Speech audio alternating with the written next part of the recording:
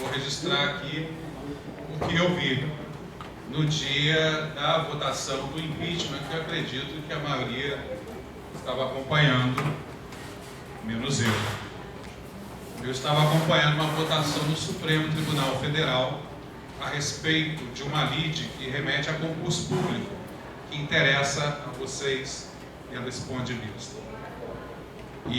Mas o que tratava em sede de concurso público era um assunto que remete a uma questão muito importante que está sendo tratada aqui e que refere-se à presunção de inocência. Para quem não sabe o que isso significa, se você é processado sobre qualquer coisa, algum crime, você só pode ser considerado culpado depois de finalizado o processo, ou seja, ao fim do devido processo legal. Até esse momento, você é inocente. Esta é a presunção de inocência.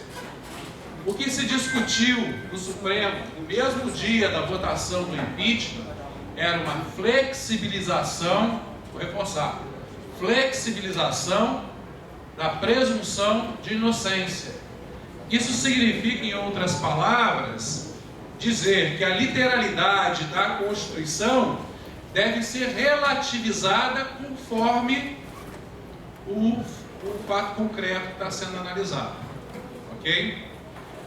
Essa votação foi suspensa, dado a problemática que se inseriu ali no Supremo, nessa discussão, que é uma ideia de, se você legitima a flexibilização para a presunção de inocência num concurso público, eu digo o caso concreto, era um soldado da Polícia Militar que, para fazer um curso de cabo, foi impedido porque havia um processo de falso testemunho contra esse soldado que tentava ingressar no seu concurso para cabo.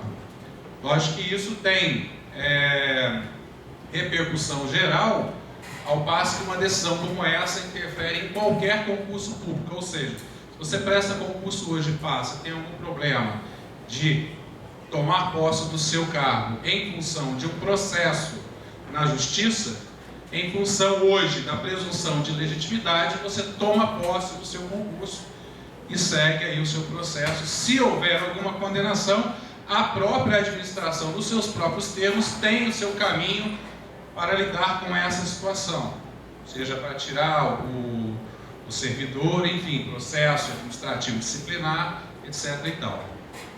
O ponto é, se você decide de antemão, sem o julgamento, que ele é culpado, é disso que estamos tratando.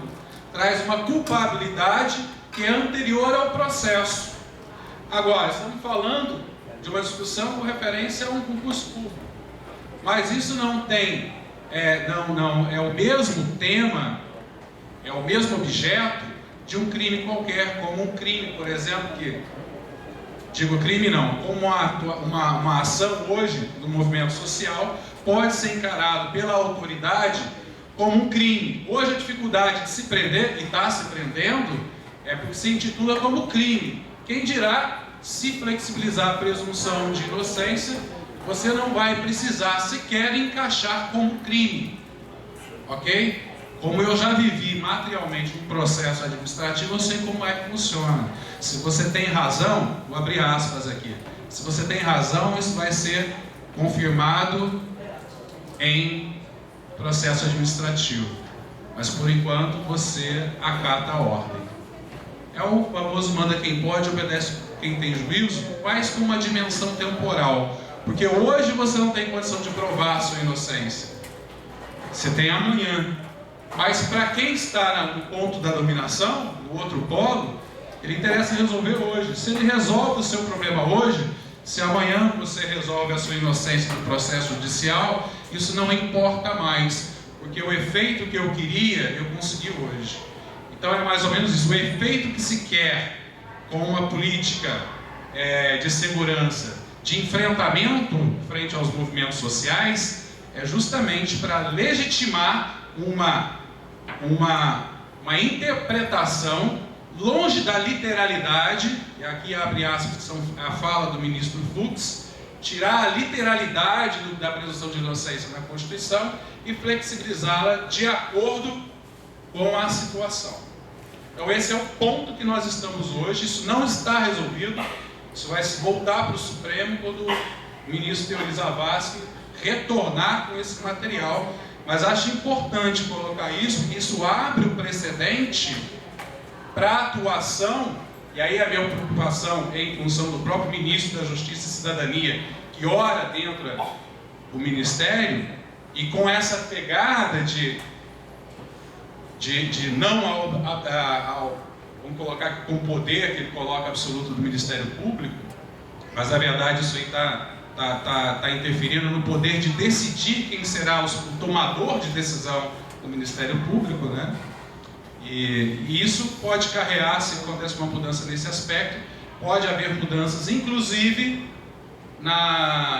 no processo de nomeação do próprio Supremo, do ministro do Supremo Tribunal Federal, que é a mesma lógica dessa do Ministério Público, que é a mesma lógica do Ministério Público junto ao Tribunal de Contas da União, que também é a mesma lógica para os ministros do Tribunal de Contas da União.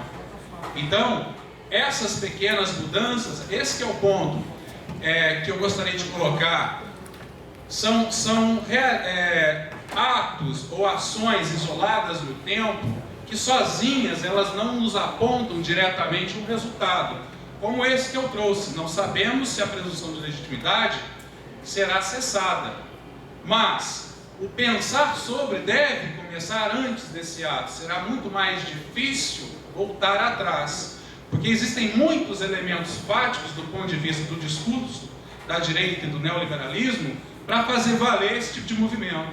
E tem muita gente que apoia e veste verde e amarelo. Então é importante ter essa dimensão também, para poder discutir muitas vezes aspectos que é demanda aqui dos alunos. Precisamos entender o que é essa crise. Porque, de repente, a gente vê uma notícia ou uma informação e não consegue concatenar esse acontecimento dentro de um processo temporal maior. Isso tem consequência da própria modernidade, que estuda aqui em função da compressão do espaço-tempo, a nossa forma de pensar, de não olhar para o passado, ou se remeter ao passado como sendo algo antigo, desnecessário, ou acreditar que comentarista de clássicos já é suficiente para nós termos a ideia básica dos grandes tratatistas do passado, e ao passo que esse não é o movimento.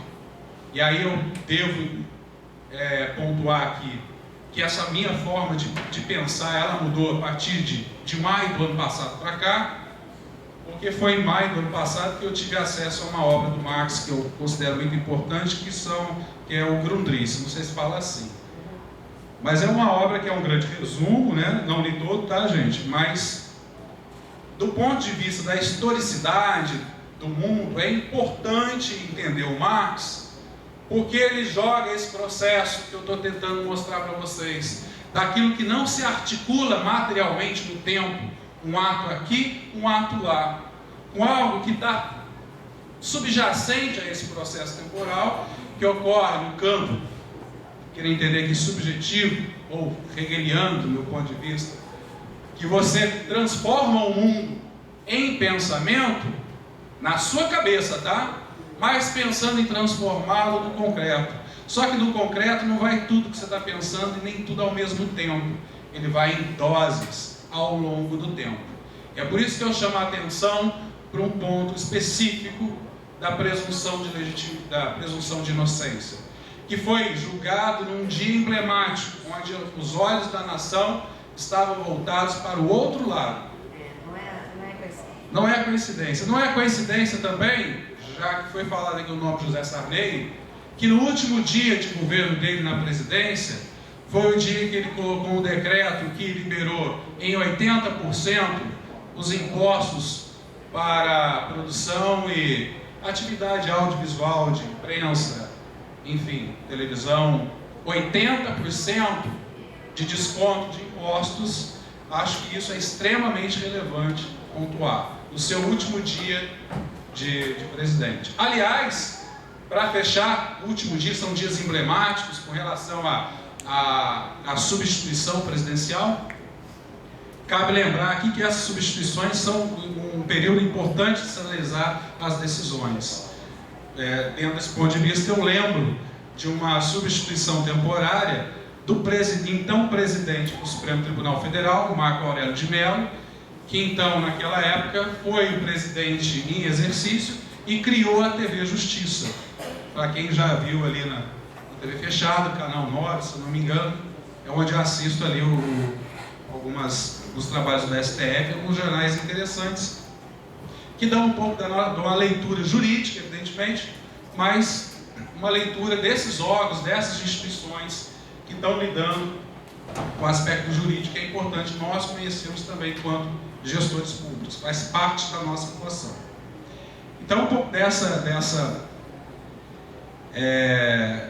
realidade que eu queria colocar para vocês, de tentar raciocinar com a realidade pontual, mas tentar ver o que está subjacente sobre essa realidade que está muito próxima de você do ponto de vista material. Por exemplo, discurso do Temer, que teoricamente é um discurso que não foi pensado, um discurso que foi, como é que se diz? Aquele que ele vazou ele próprio? Aquele que ele vazou ele próprio, obrigado. Mas esse é o tom, não sermos inocentes nesse aspecto de achar que aquela entrega daquela forma, com aqueles tempos verbais, começar a olhar isso e ver que isso está querendo dizer ou apontar para uma direção que não necessariamente é a verdadeira, ou aponta para um viés que vai ter implicações no seu modo de pensar. Quer ver um exemplo prático disso? É bom quando a gente volta para casa, no caso para casa em Minas, eu sou mineiro, mas esse distanciamento da localidade, quando você chega, faz prestar atenção. E bar é uma beleza, né? Botequim, chega no botequim. Eu cheguei lá, a primeira coisa que me disseram: e aí, Claudinho, como é que foi aquele negócio lá da ciclovia que caiu, que coisa, né? Eu falei: pois é, eu nem terminei de falar e articular alguma coisa, sabe como é que é, bar, você já está meio altinho, mas aí a resposta depois: não precisa falar nada não, essas coisas do tempo a gente sabe como é que é, não tem jeito, né? Quer dizer, o responsável foi o mau tempo, foi a natureza, foi ninguém. Então as coisas são colocadas de uma tal forma no noticiário e de repente, inocentemente, você absorve sem querer e acaba dizendo o mesmo discurso que o jornal. E isso, pessoas inteligentes, pessoas que em outros momentos conseguem conversar de outros assuntos políticos, inclusive, de maneira até muito ponderada. Mas às vezes acaba escapando, porque nós não fomos treinados a ter este cuidado. Este cuidado que está justamente na forma de pensar o nosso mundo. Isso é a maneira de pensar imediatista, individualista. Não adianta sermos de esquerda e pensarmos como a direita pensa, que é pensar de si para o resto. O resto é do todo, né? Não colocar o resto fica meio pejorativo, mas do todo, assim, do todo para o indivíduo. E isso é uma forma de ver que eu sei que as palavras assim é meio vazio, é algo que precisa ser experimentado. E por isso que eu quis deixar claro que essa experimentação minha começou com Marx no ano passado, em maio. E eu venho mantendo essa linha de raciocínio para pensar a historicidade do mundo. É isso que eu queria colocar. Obrigado.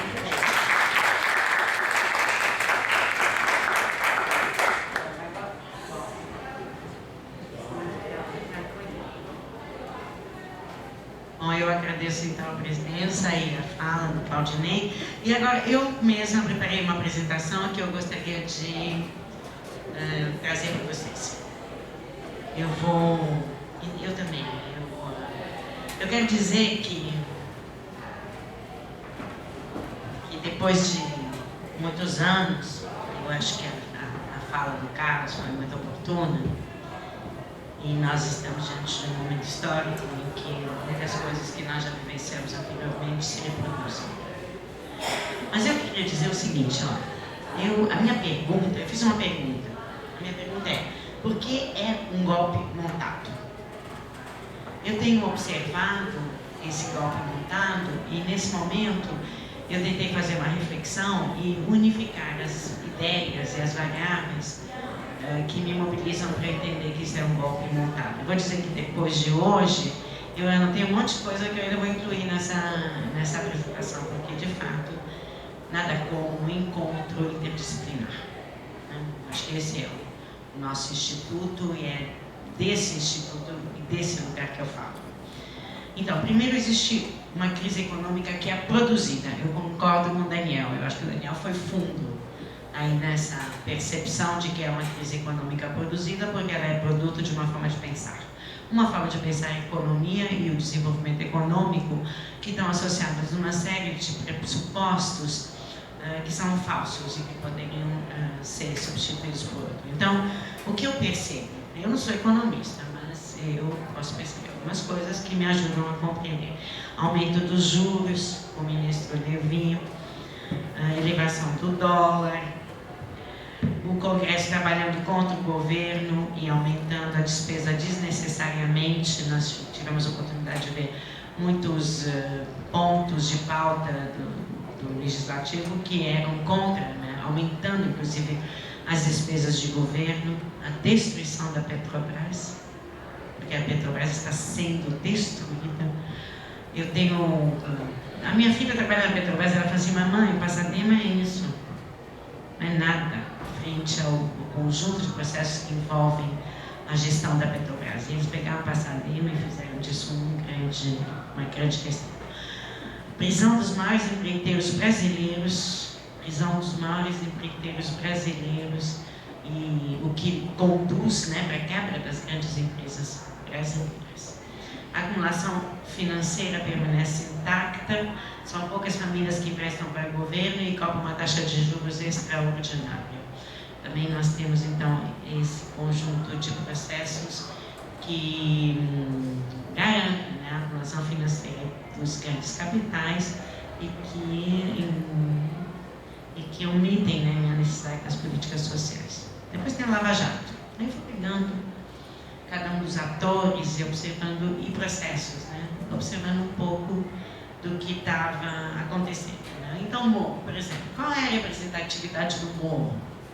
O Morro, ele, no campo judiciário, ele apenas publicou um artigo. Publicou um artigo sobre mãos limpas, que foi modelo de legislação no Brasil. Quer dizer, ele não tem nenhuma representatividade no campo político, no campo judiciário. Ele esteve em treinamento nos Estados Unidos. Quem está preso? Executivos de construtoras brasileiras, membros de partidos de esquerda, colaboradores de partidos de esquerda. Quem legitima o Morro? Instituições e organizações da mídia americana, principalmente a revista Fortune. Só pelo nome da revista, eu nunca li nada da revista, mas só pelo nome da revista eu entendi por que ele está sendo legitimado por essa revista. Prêmios e reportagens e uma grande atuação de legitimação da ação política do Morro. Agora, o momento que mais me chocou foi o dia da votação. Foi nesse dia da votação que eu consegui entender um pouco mais do processo que nós estávamos vivendo. Por quê? Porque quem são? Primeiro que os discursos dos deputados me deixaram profundamente preocupada pela falta de objeto. Não tem objeto. Foi só uma representação simbólica. Não tem consistência, não tem acusação, não tem fato, só tem discurso simbólico.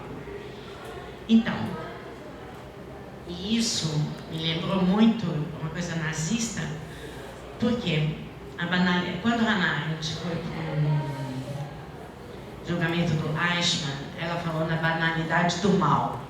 E essa banalidade do mal era referenciada à incapacidade de pensar. E eu tive exatamente essa mesma percepção da incapacidade de pensar dos nossos deputados. E é isso que me deixou muito, muito preocupada, porque eu imaginei que os caras tivessem sido todos treinados nos Estados Unidos para fazer aquelas falas ali, que eram todas iguais. Um falava do pai, outro falava da mãe, outro falava do bairro, mas poucos falavam da razão, do entendimento.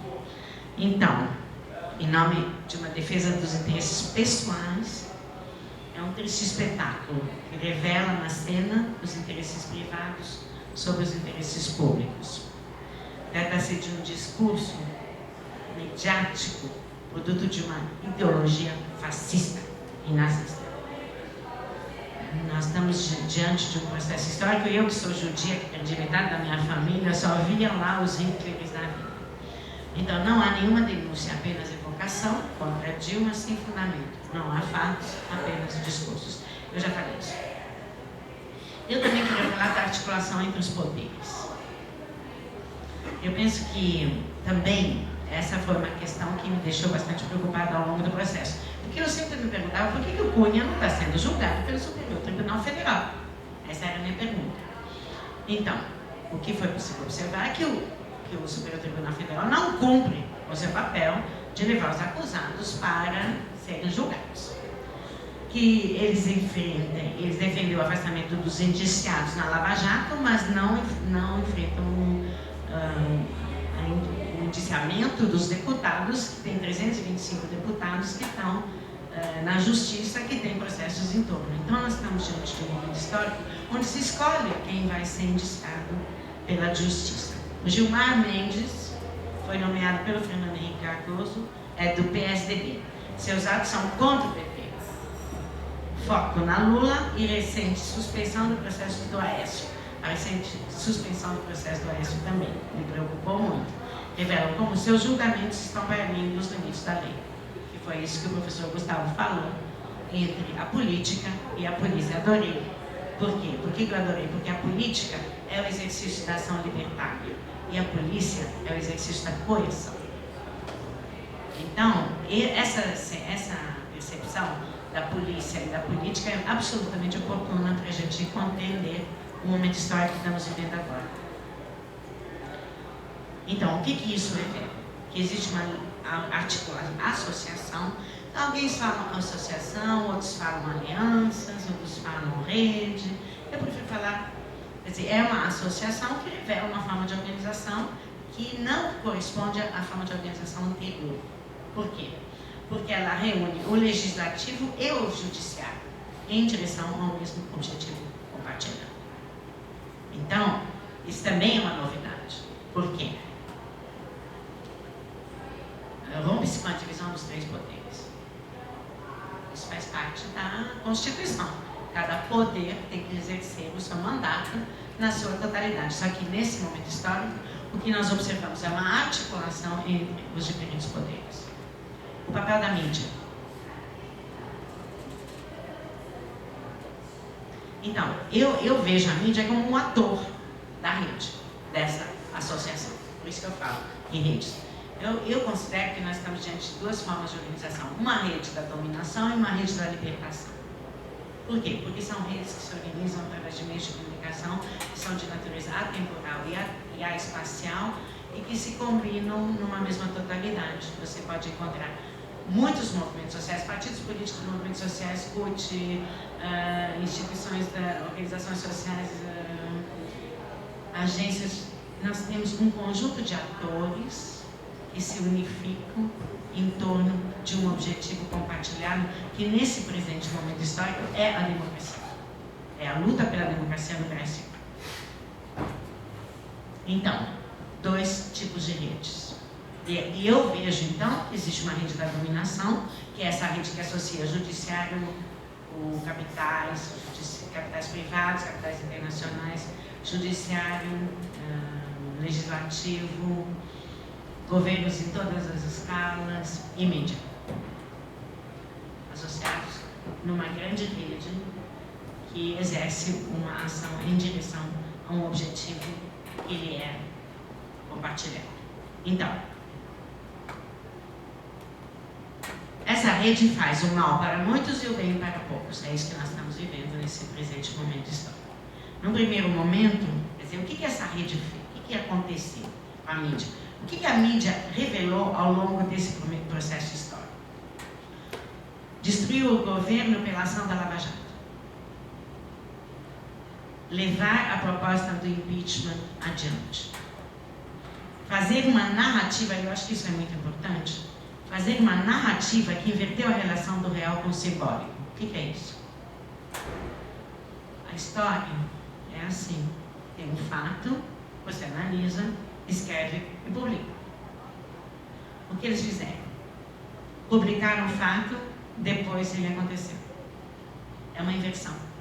Você conta a história primeiro, as pessoas acreditam e interpretam o mesmo papel. Isso é muito grave. Por quê? Porque desconecta o real do simbólico. Porque o simbólico e o real devem estar conectados. E essa desconexão entre o real e o simbólico, ela produz a esquizofrenia. Porque as pessoas passam a romper com a relação do passado, do futuro e do presente. Porque não tem mais lógica. Porque não é mais verdadeiro. Porque é uma mentira. Como o Claudinei disse, é uma grande mentira. E outros professores também que me antecederam falaram, é uma grande mentira. Nós estamos vivendo uma grande mentira. Primeiro se faz a enunciação do discurso, sem fato, depois os fatos acontecerem. Quer dizer, primeiro você inventa uma história e depois os atores interpretam. Inversão da representação com a realidade. Isso é uma inversão gravíssima. Desdobramento dos processos. Aí eu chego então ao que eu percebo.